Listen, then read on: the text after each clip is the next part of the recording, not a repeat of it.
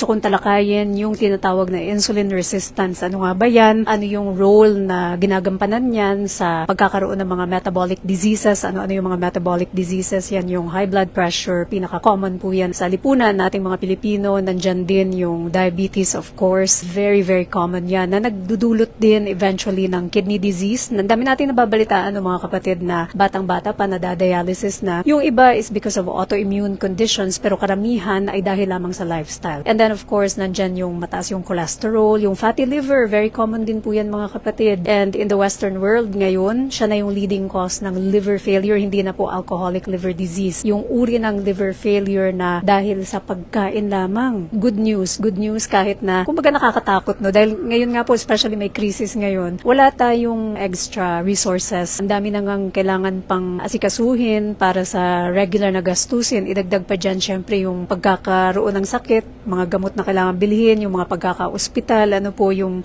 medical expenses na pwede naman sanang maiwasan kapatid, ano. So, nandyan din, of course, yung gout, dun sa mga babae of childbearing age, yung PCOS, ano po, na nagpe-prevent para makabuo. Ano po, yung iba sa inyo, especially sa mga young people, ano, hindi nila alam na it's just really the lifestyle that's causing that inability to conceive. And then, of course, yung mga longer term na mga sakit, which are like cancer, of course, and yung mga Alzheimer's disease, mga problema sa memory. Kung gusto nyo pong tumanda na clear ang inyong short-term memory, napakaganda pong pag-usapan natin all about insulin resistance. So, ano nga ba yung insulin resistance? Ito yung pag na-overwhelm, na susobrahan kasi yung stimulation, yun yung pagpapagana sa pag-secrete ng hormone na insulin. Saan ginagawa yan? Yan ay nanggagaling po sa ating pancreas. Kapag sobra-sobra yung stimulation at pag sobra-sobra yung chemical signaling na nagsasabi sa katawan mo na mag-produce ka ng insulin kasi nga kailangang magamit ng katawan yung asukal na kumakalat, yung